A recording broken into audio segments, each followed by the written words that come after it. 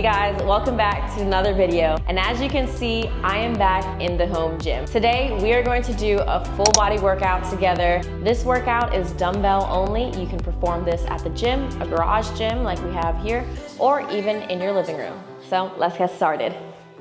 Almost any workout I do, regardless if it's lower body, upper body, full body, push, pull, however you want to split your workouts, performing the greatest stretch in the world is definitely a staple warm-up exercise for me.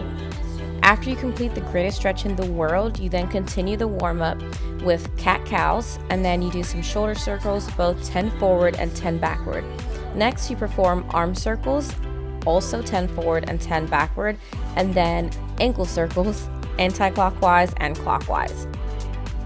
Last but not least, you then do some walking lunges, and you can just do these down and back, whichever room you're in.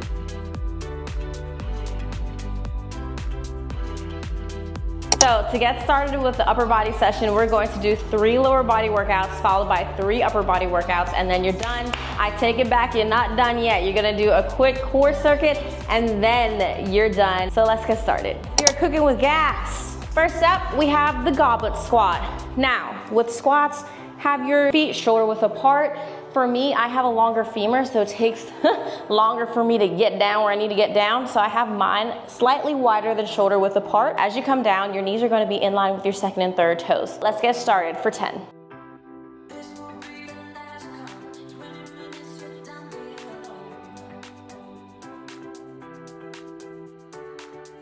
All right. Oh my gosh, bro. I'm tired already. Ooh, girl, I'm tired already. Now we have forward lunges.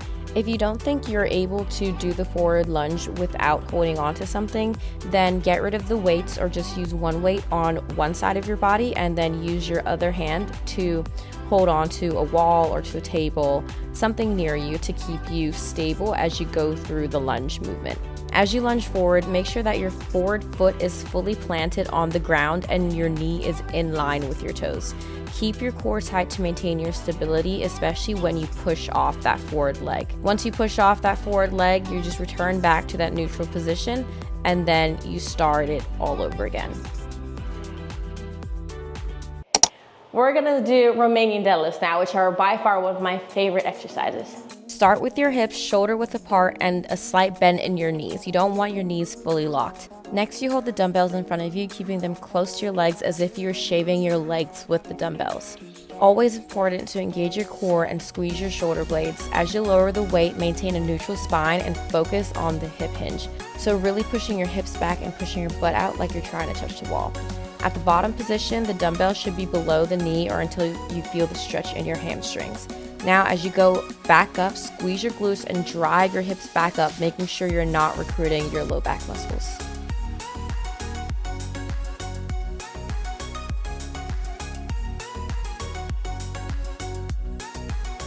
This is a mid-workout interruption to let you know if you haven't liked, commented, or subscribed, please do so. Thank you. Okay, bye.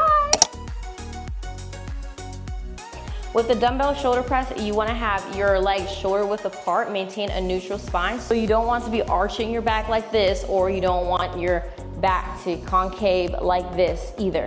You really want to maintain a neutral spine. In order to do that, you have to make sure your core is engaged. As you perform the shoulder press, you don't want your elbows strictly to the side of you. In order to protect your rotator cuffs, you actually want them slightly in a 45-degree angle. And as you press up, you're fully extending and then you're coming back down. As you come back down now, always remember, keep your core engaged. You don't have to go as far down to the sides of your body. You can really just keep it parallel.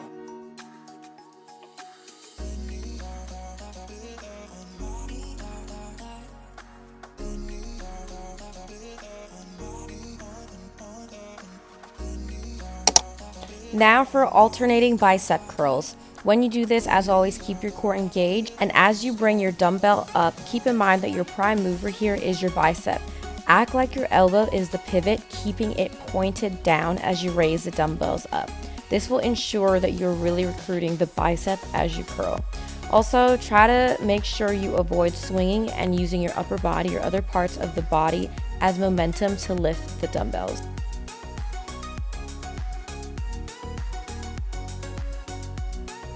This is just an example of what you don't want to see. Here, my core is not engaged, which is why you'll see a ton of swinging back and forth, which means that I'm using my body as momentum to lift the dumbbells up. On top of that, you see how my elbow is also going further away from my body as I'm lifting. I really just want to keep that still down to my side, the pointy part of my elbow facing down, to make sure that I'm just really isolating my bicep to do the lift.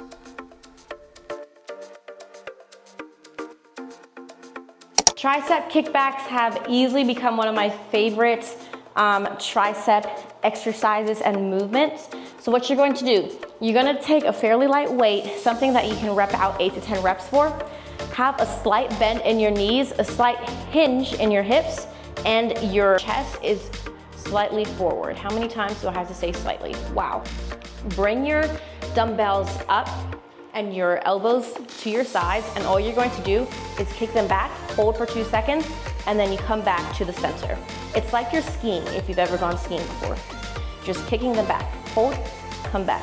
Oh girl, I feel the burn already. And then you do that for 8 to 10 reps. The last 2 movements for this full body session are plank holds and plank shoulder taps.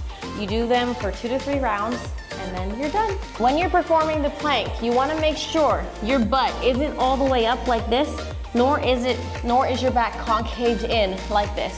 You wanna keep a neutral spine, and you can either perform the plank on your hands like this. People often find this position easier than in down to your elbows. For the circuit, you hold the plank for 30 seconds and then you go right into the plank shoulder taps for another 30 seconds. And that makes up 1 full round. Rest for 1 minute before you start again for a total of 2 to 3 rounds.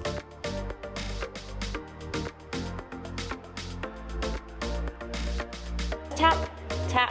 So here I'm actually gonna have my feet wider than shoulder width apart so I can try to mitigate the amount of swing my hips are doing. Really engage your transverse abdominis here. Ooh girl, I'm gonna stop talking now. 3, 2, 1. Oh, God bless. Timer is done. So then you do that for 2 more rounds, for a total of 3 rounds, and then you're done. Praise Jesus, praise the Lord for allowing us to move our bodies. That was the beginner-friendly full body session. If you enjoyed this video and you wanna see more videos like this, let me know down in the comments. Please like, comment, and subscribe. Again, if you've reached this far in the video, thank you so much. You're the real MVP, and I hope you enjoyed today's workout. All right, toodaloo. I need to work on an ending.